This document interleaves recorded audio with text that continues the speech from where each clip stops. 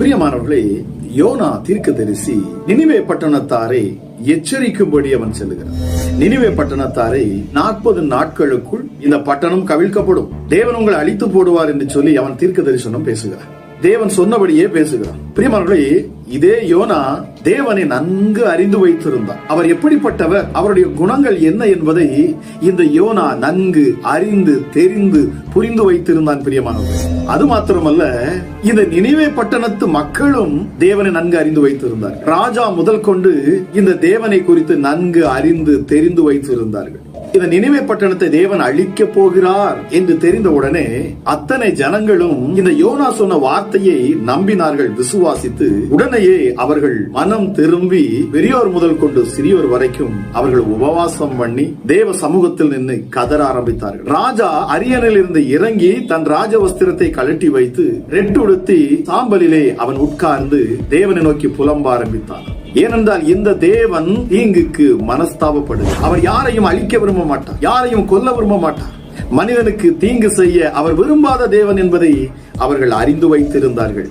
தேவன் அவர்கள் ரெட்டுடுத்தி அவர்கள் தேவ சமூகத்துக்கு முன்பதாக வந்து அழுது புலம்பினதை கண்டு அவர்கள் தங்கள் தீமைகளை, தங்கள் பாவங்களை விட்டு அறிக்கை செய்து மனம் திரும்பி தேவனை நோக்கி கதறின பொழுது என் தேவன் அந்த தீங்குக்கு மனஸ்தாபப்பட்டாராம்.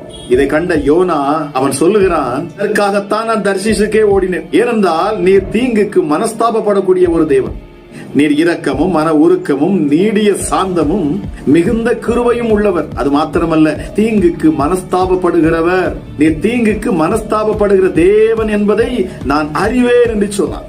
அவர்களை, நீங்கள் எப்படி உங்கள் தேவனை அறிந்து வைத்திருக்கிறீர்கள்? உங்கள் தேவனை குறித்து நீங்கள் எவ்வளவாய் அறிந்து தெரிந்து வைத்திருக்கிறீர்கள்? இது மிக முக்கியம். பாருங்க, நீ பாவம் செய்து விட்டாய், நீ அக்கிரமம் செய்து விட்டாய், இனி தேவ சமூகத்துக்கு நீ போகக்கூடாது, அவர் உன்னை மன்னிக்க மாட்டார், உன்மேல் கடிந்து கொள்ளுவார், உன்மேல் சாபம் வரும், உன்னை அழித்து விடுவார், உனக்கு தண்டனை கொடுப்பார் என்றெல்லாம் பிசாசானவன் உன் காதுகளிலே சொல்லுகிற பொழுது உன் செவிகளிலே, உன் இருதயத்தில் அதை ஏற்றுக்கொள்ளாதே.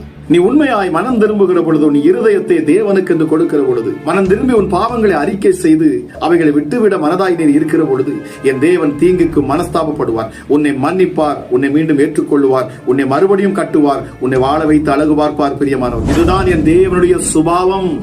ஆக நீங்க எந்த பாவத்தில் இருந்தாலும் சரி, அந்த பாவத்தை விட்டு விடுவேன் என்று சொல்லி மனம் திரும்பி அவருடைய சமூகத்தில் வந்து நீங்கள் நிற்கிற பொழுது என் தேவனாகிய கர்த்தர், என் ஆண்டவராகிய இயேசு கிறிஸ்து உங்களை மன்னித்து ஏற்றுக்கொள்ளுவார், உங்களுக்கு மறுவாழ்வு தருவார்.